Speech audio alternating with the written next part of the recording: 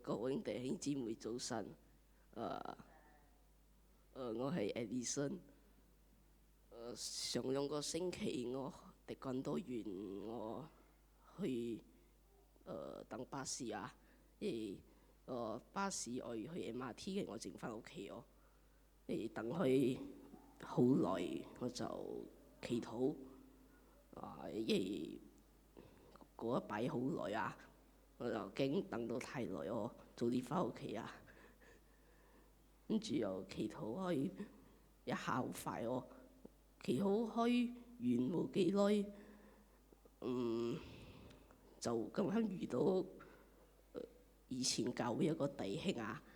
佢同車啊，因為我 bus stop 啊喺對面嗰條路啊，就咁啱睇到同車咁經過，跟住我快啲 call 佢咯跟住都感謝神，佢都有聽電話佢就肯兜翻過嚟載我，因為佢佢嚟嘅時候就我係冇諗住我要載我翻屋企。我係想同佢講載我 MRT， 因為我屋企靠近 MRT 嘛，我好快又去到。跟住我上到車，佢又講直頭載我翻屋企哦。